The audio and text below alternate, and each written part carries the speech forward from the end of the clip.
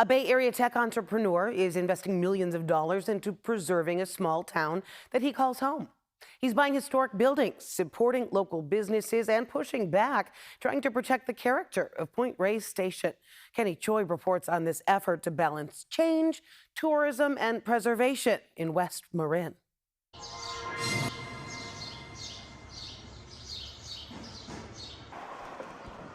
The Old Western Saloon in Point Reyes can look like a museum.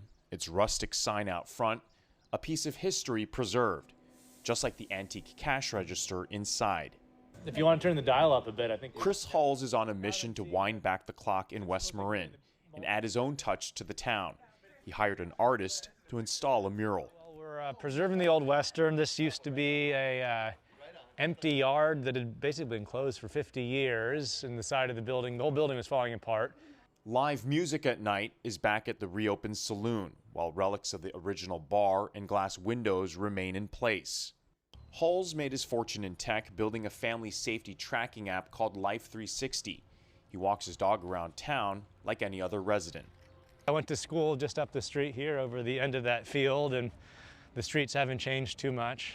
But rising rents, high-density housing, and an Airbnb takeover of homes don't fit into his vision of what Point Reyes should be. With a focus on buying buildings on the brink of disappearing, like the only pharmacy in town, or to save them from projects completely out of character, Halls has spent $15 million to set up a nonprofit called the Good Luck Fund. They hope other investors buy into the promise of preservation. Right now, we still do feel like a small town and a small community, but I do look at other towns in the area which really have lost that. They're all Airbnbs, all second homeowners. We're on the precipice. It could really go either way. Some real estate experts have expressed whether a fund like this can sustain its mission.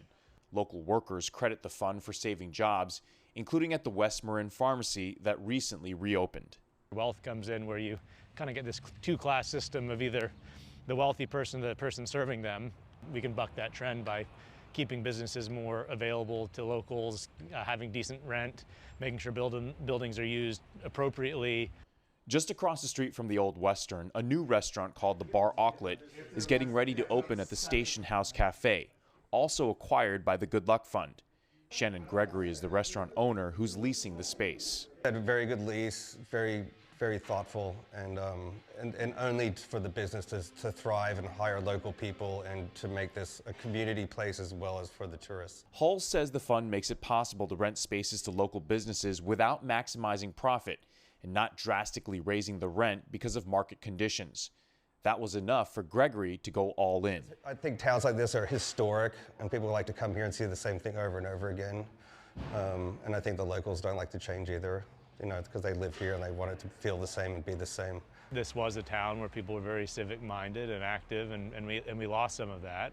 Like the weathered sign of Point Reyes Station in front of the old gas station, subtle changes continue to emerge.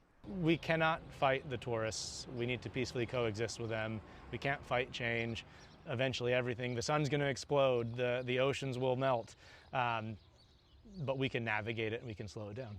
Halls understands some changes are inevitable, but it looks like a little luck and fortune can preserve at least parts of the past for as long as he can.